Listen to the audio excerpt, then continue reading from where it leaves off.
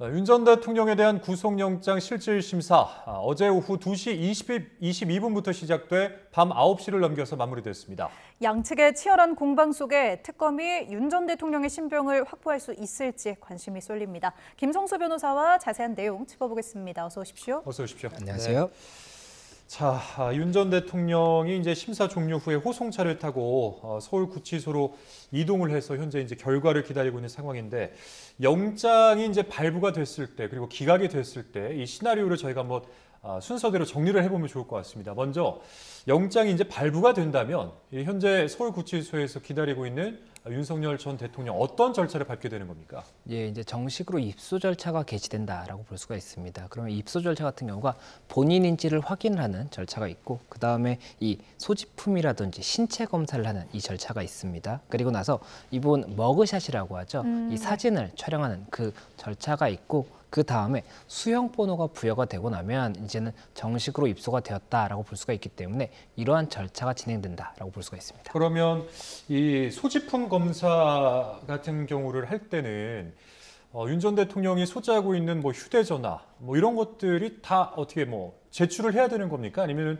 가지고 있어도 되는 겁니까? 예, 당연히 제출이 돼야 되는 것입니다. 이 부분 발부가 됐다라고 한다면 그때부터는 이제 구치소에서 수용자로서 이제 지위가 되는 것이기 때문에 그 경우에는 당연히 이런 소지품을 가지고 있을 수가 없어서 이런 부분 소지품을 검사한다라고 볼 수가 있는 것이고, 신체 검사라든지 이런 부분들에 있어서도 어떠한 뭐 혹시나 어떠한 절차적으로 이제 하자가 있을 수 있는 그런 부분을 이제 제외하기 위해서 확인을 하는 것이기 때문에 이런 부분들에 대해서 다른 피의자들과 동일하게 진행이 된다, 이렇게 볼 수 있습니다. 오늘 이제 영장 실질 심사에 윤 전 대통령은 뭐 빨간색 넥타이 메고 이제 정장 차림으로 출석을 했는데 수용 번호가 아까 이제 부여가 된다 이렇게 말씀을 하셨잖아요. 그러면 이 복장도 갈아입게 되는 겁니까? 수의로? 예, 맞습니다. 지금 현재는 구인 피의자 대기실에서 대기를 하고 있는 겁니다. 결과를 기다리고 있기 때문에 지금은 이 수용복으로 이 갈아입을 의무는 없지만 만약에 발부가 된다라고 한다면 그때부터는 이제 수용자로서 지위가 바뀌기 때문에 그때는 수용번호도 부여가 되고 이 수용번호가 기재된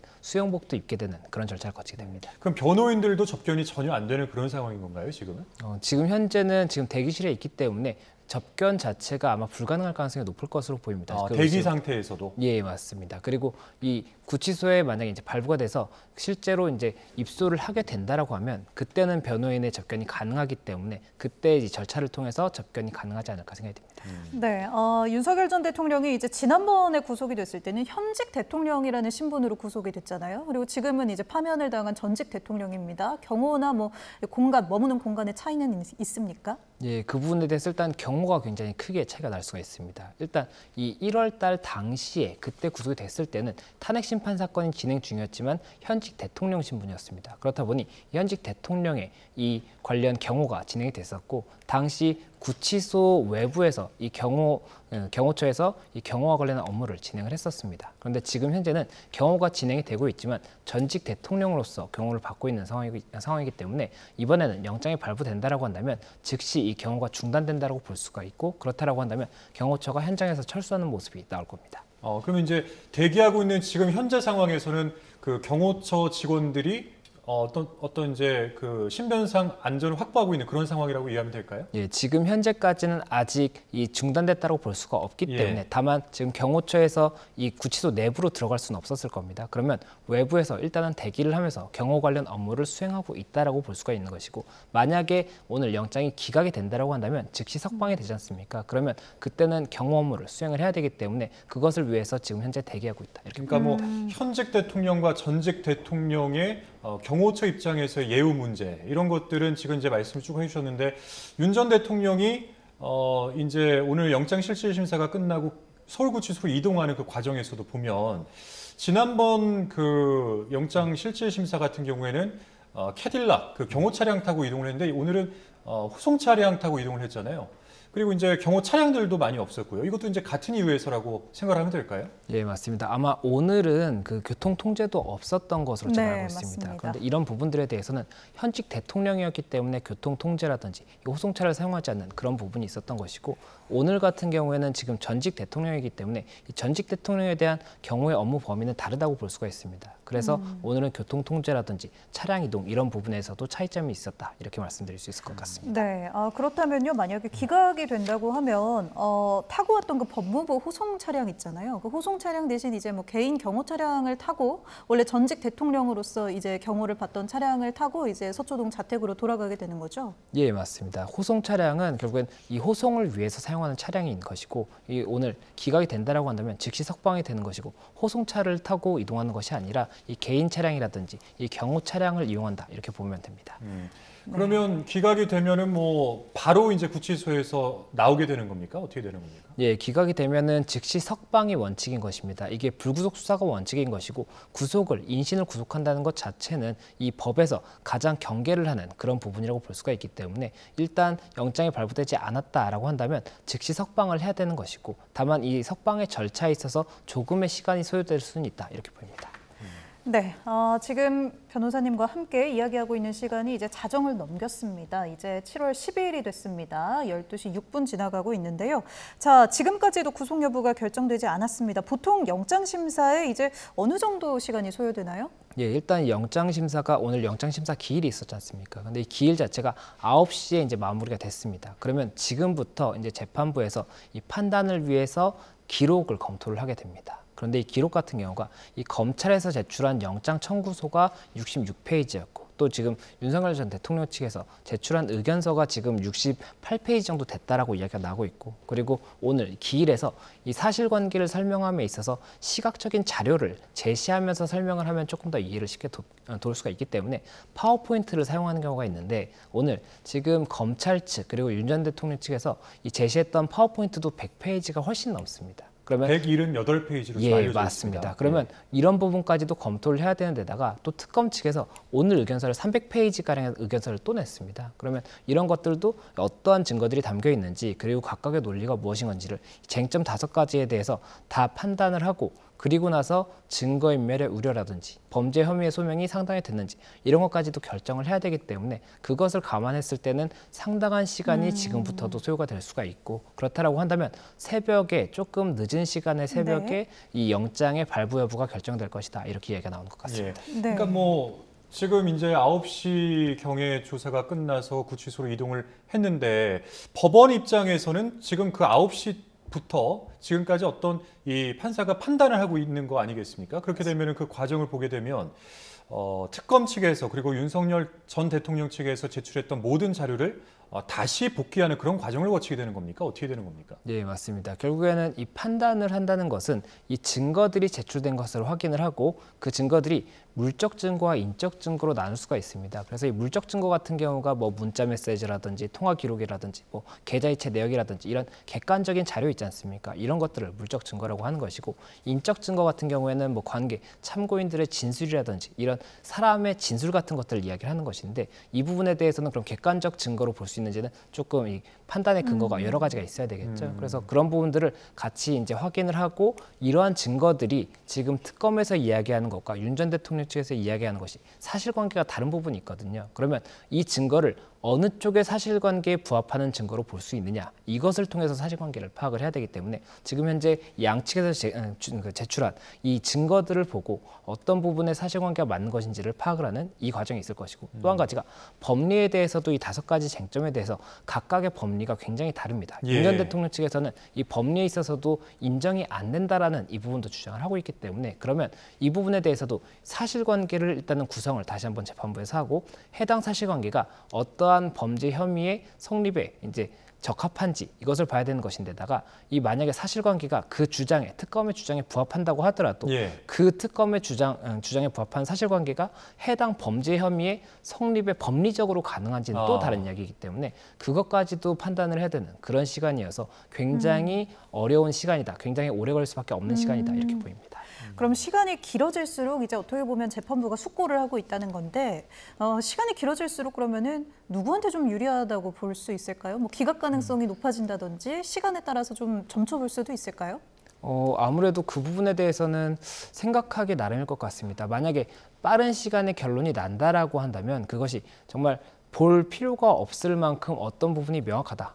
발부를 해야 된다든지 아니면 발부하지 않아야 된다든지 이게 명확하기 때문에 빠르게 결론이 나올 수도 있는 것이고 그렇지 않고 이 부분에 대해서 굉장히 신중하게 고민을 해야 되는데 그것이 신중하게 고민하는 이유가 발부를 할지 아니면 발부를 안 할지 어떤 것을 위해서 신중하게 보는 것인지 알 수가 없지 않습니까? 그렇기 때문에 그런 부분에 대해서는 시간만 가지고 저희가 조금 예단하기는 어렵지 않을까 생각이 됩니다. 네. 아까 이제 변호사님이 또 말씀을 해주셨는데 특검 측에서 준비한 이 PPT 분량이 178페이지입니다. 그러니까 뭐 한 페이지당 설명하는데 1분을 사용한다고 하더라도 178분 산술적으로 그렇게 되는 것인데 뭐 거기에다가 또 페이지 설명하고 또 윤 전 대통령 측의 또 반론을 들어야 될 것이고요. 그러니까 상당히 시간이 그러다 보니까 오래 걸리지 않았나 이렇게 생각이 드는데 특검 측에서는 또 검사가 10명 정도 투입이 됐다고 하더라고요.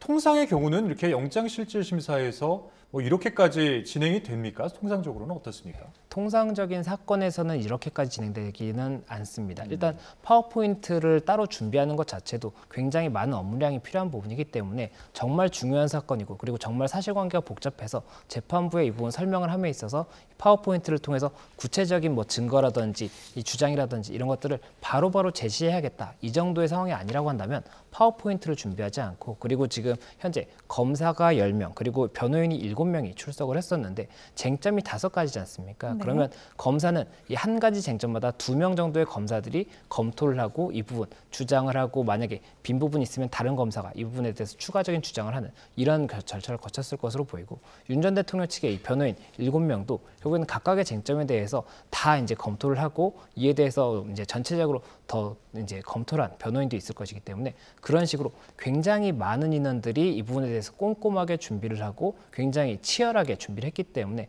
그런 것 자체가 결국에는 일반적이다라고 볼 수는 없고 이 사건 자체가 사실은 전 대통령에 대한 구속영장의 여부를 결정을 하는 사건이지 않습니까? 그렇다 네. 보니까 아무래도 굉장히 중요한 이런 사건이었다라고 보입니다. 이 특검팀이 구속영장에 명확히 적시한 이 쟁점, 범죄 사실이 총 5개입니다.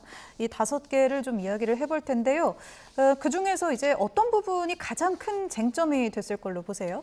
예, 일단 이 부분에 대해서는 5가지가 다 중요하다라고 보입니다. 다만 이 사실관계가 더 많은 것들이 있을 것이고 사실관계 자체가 조금 짧은 사건이 있었을 것입니다. 그래서 사실관계가 조금 짧은 사건들 같은 경우에는 뭐 일단은 이 외신과 관련해서 어떤 직권남용 행위를 했다라는 이런 부분들 같은 경우에는 사실관계 자체가 굉장히 간단하거든요. 그러면 이런 부분들은 시간이 할애되는 것이 조금 더 상대적으로 짧았을 것으로 보이고 사실관계가 굉장히 복잡한 어떠한 뭐 지시를 했는데 그 지시에 대해서 사실관계의 시간이 굉장히 많이 뭐 이렇게 좀 사실관계에 포함이 된다라고 한다면 그런 것들에 대해서는 순차적인 시간적인 설명 그리고 뭐 등장인물들에 대한 어떠한 역할 이런 것들을 설명하기 위해서는 아무래도 시간이 더 많이 할애될 수가 있기 때문에 그리고 이에 대해서 사실관계가 많을수록 증거에 대해서도 서로 간에 주장할 수 있는 여러 가지 쟁점이 많기 때문에 그 사실관계가 어느 정도로 맞느냐에 따라서 특히나 더 많이 쟁점이 되고 시간이 할애되는 쟁점이었을 것이다 이렇게 보입니다. 뭐 방금 이제 저희 그래픽으로 잠깐 나오긴 했는데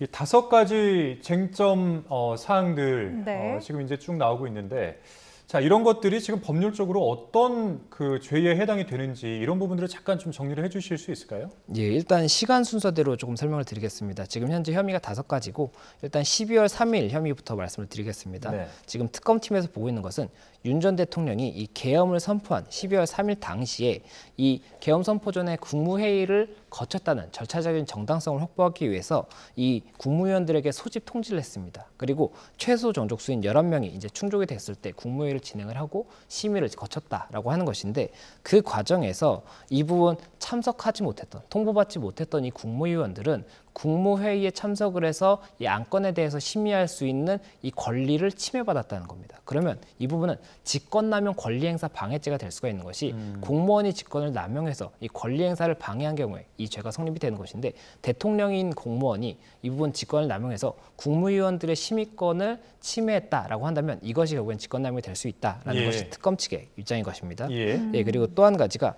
허위 사실을 이제 외신에 전파를 했다라는 것이 특검 측의 네. 입장인 것이 있는데 이것은 이제 12월 4일입니다. 이 다음 날 이 윤 전 대통령이 그 하태원 당시 외신 대변인에게 국회의원의 본회의장 진입을 막지 않았다. 그리고 이 부분 절차 자체가 헌법적 틀 안에서 합헌적 틀 안에서 이루어진 것이다. 이런 이야기를 그 외신에 알리도록 함으로써 허위 사실을 전파하도록 했는데 이것이 권리를 남용해서 이 하태원 당시 외신 대변인에게 네. 의무가 없는 일을 시켰다는 겁니다. 그러면 이 직권남용 같은 경우가 권리 행사를 방해하는 경우도 있고 아니면 의무 없는 일을 하게 하는 경우도 직권남용이 될 수가 있거든요. 그렇다 보니 이 부분에 대해서도 의무 없는 일을 하게 한 직권남용이다라는 것이 특검 측의 입장이었습니다.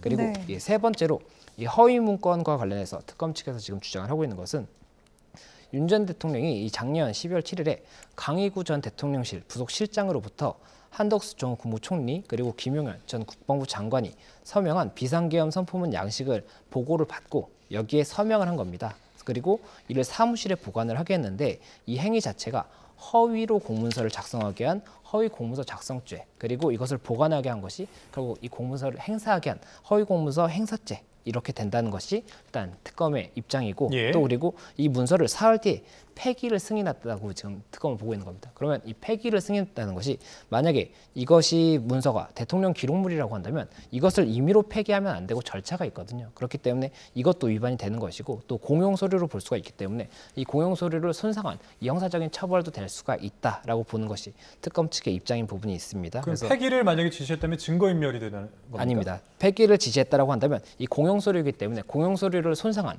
죄가 되는 겁니다. 이게 형법상의 죄가 있습니다. 그리고 또 대통령 기록물법에 대통령의 기록물 같은 경우에는 절차에 의해서만 폐기를 할 수 있도록 되어 있습니다. 예. 그런데 그 절차를 지키지 않았다라고 한다면 해당 법을 위반한 것이 되기 때문에 이것도 형사처벌이 될 수 있다는 것이 이 쟁점이 되는 겁니다. 예. 그리고 네 번째로는 이 비화폰과 관련한 부분 저희가 보도를 많이 들어봤을 예. 겁니다. 이 비화폰 관련 부분이 이 윤 전 대통령이 이 12월 7일에 김성훈 당시 경호처 차장에게 이 비화폰과 관련해서 여인현 전 국방부 방첩사령관 그리고 곽종근 전 특수전 사령관 이진우 전 수방사 사령관 이 세 사람의 이 비화폰 관련 이 삭제를 지시했다라고 지금 보는 것이 특검 측의 입장인 것이고 이 부분 지시를 했다라고 한다면 이것도 이 대통령 경호법에도 직권남용을 금하는 이 규정이 있습니다. 그리고 이것을 대통령 경호법상의 직권남용을 하게 되면 형사처벌하는 규정이 있는데 윤 전 대통령이 이 부분에 대해서 이 의무 없는 일을 시켰다는 거죠. 그래서 직권남용을 했다라고 했기 때문에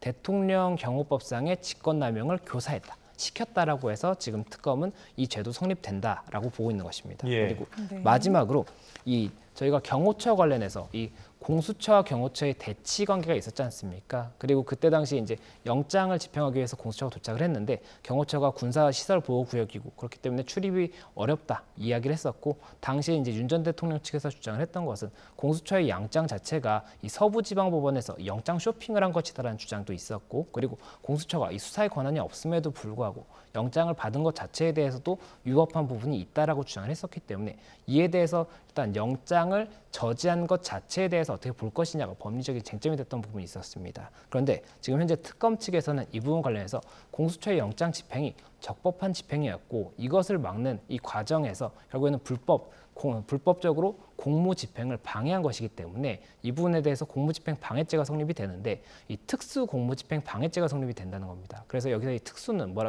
무엇인지 말씀을 드리면 예. 특수 같은 경우에는 단체로 공무집행을 방해한다든지 아니면 아. 위험한 물건을 가지고 공무집행을 방해하는 경우에 특수 공무집행 방해가 될 수가 있기 그때 때문에 왜 이렇게 차벽 세우고 그랬었잖아요. 예, 맞습니다. 그리고 몸싸움을 하고 했었던 부분이 있었고 단체였지 않습니까? 그렇다 보니까 특수공무집행 방해가 성립된다는 것이 특검 측의 입장이고 또 이와 함께 직권 남용도 된다는 겁니다. 이 경호처 직원들이 이 결국에는 직권을 남용해서 이 경호처 직원들이 의무 없는 이런 영장 집행을 막는 이런 행위를 하겠다라는 것이 있고 또 하나가 범인 도피 교사죄도 성립이 된다는 것이 특검 측의 입장인 것인데 이 범인 도피 교사 같은 경우에도 자기 스스로가 범인인 상태에서 자신을 도피해달라라고 하는 것, 도피하려고 하는 네. 이것은 형사적으로 처벌의 대상이 아니지만 범인 도피를 교사하는 경우에는 이때는 형사처벌의 대상이 됩니다. 그렇기 때문에 이 부분 체포영장을 집행하지 못하도록 한 것이 네. 범인 도피 교사에 또 해당한다라고 해서 이 세 가지 죄명이 성립된다는 것이 특검 측의 주장입니다.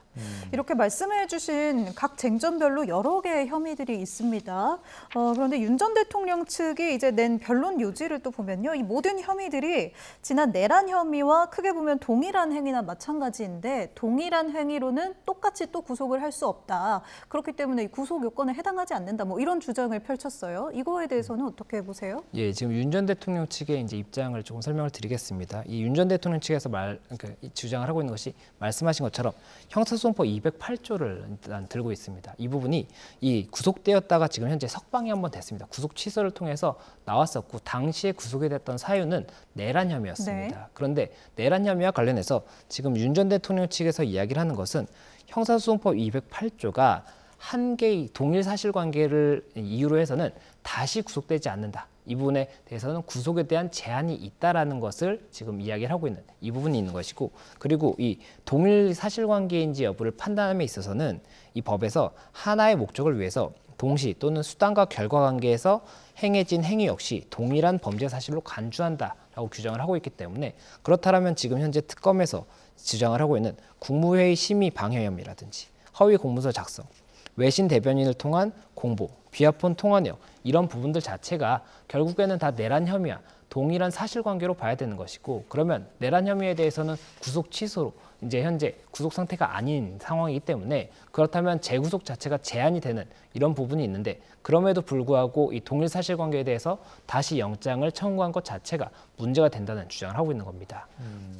구속영장을 이제 특검 측에서 청구를 했고, 이제 발부할지에 대한 판단을 현재 중앙지법에서 하고 있는 것인데, 보통 이제 구속영장 발부 요건을 보게 되면 도주 우려가 있느냐, 아니면 증거인멸의 우려가 있느냐, 주거지에 불분명하느냐, 뭐 이렇게 이제 세 가지 정도로 나눌 수가 있는데, 통상적으로 그러지 않습니까? 근데 일단 이제 전직 대통령이다 보니까 뭐 도주 우려나 주거지가 불분명하지는 않지 않을까. 그래서 결과적으로는 이제 증거인멸이 영장을 발부하는 데 굉장히 주요한 이유가 될 텐데, 여기에 대해서는 어떻게 생각하세요?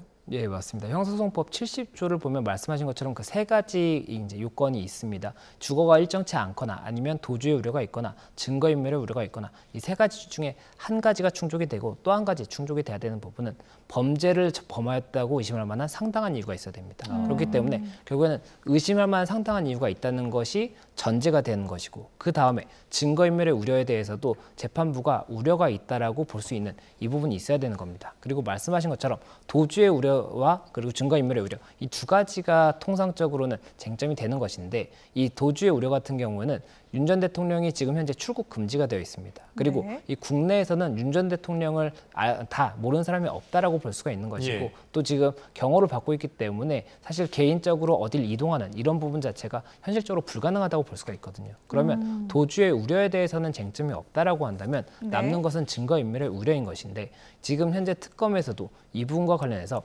지금 김성우 전 차장이라든지 그리고 강희구 전 부속실장이 이 진술을 함에 있어서 윤 전 대통령 측과 관계된 변호인이 참여했을 때의 진술과 그렇지 않을 때의 진술이 다르다라고 이야기를 하고 있고, 그렇다라고 한다면 이것은 진술 번복을 종용하는, 증거인멸을 종용하고 있는 행위다라고 주장을 하고 있기 때문에 이에 대해서도 지금 현재 특검이 주장하는 사실관계가 사실인지 여부에 대해서 오늘 이 판단에 있어서 여러 가지로 중요한 쟁점이 될 수 있는 그런 부분이라고 볼 수 있습니다.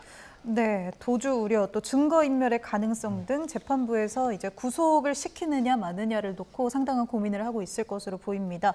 이외에도 이제 뭐 재범 우려라든지 이런 부분도 있는데, 이 전직 대통령이라는 신분에서 이런 가능성들을 타진하기가 쉽지는 않을 것 같아요. 네, 맞습니다. 그 말씀드렸던 세 가지 외에 고려사항으로 뭐 범죄의 중대성이라든지 재범의 우려, 이런 부분들이 이제 추가적인 고려사항이 될 수는 있습니다. 그런데 지금 현재 그런 부분들에 대해서는, 범죄의 중대성에 대해서는 당연히 영장 발부 관련해서 판단을 할 수가 있겠지만, 재범의 우려 같은 경우에는 지금 현재의 이 죄명들은 당시 현직 대통령으로서 할 수 있는 죄들이 거의 대부분이라고 볼 수가 있기 때문에, 네. 그렇다라고 한다면 재범 자체에 대해서는 현실적으로 불가능하다라고 재판부가 판단할 가능성이 높아서 이 부분이 추가적인 쟁점이 되지 않았을 가능성이 높지 않나 이렇게 보입니다. 예. 네. 뭐 이제 변호사시니까 뭐 남세진 부장판사가 현재 이것을 이제 심리하고 있는 상황인데, 이 남세진 부장판사의 뭐 성향이라든지 어떤 것들을 중점적으로 보는지에 대해서 조금 해주실 말씀이 좀 있으신가요? 아시는 네. 내용이?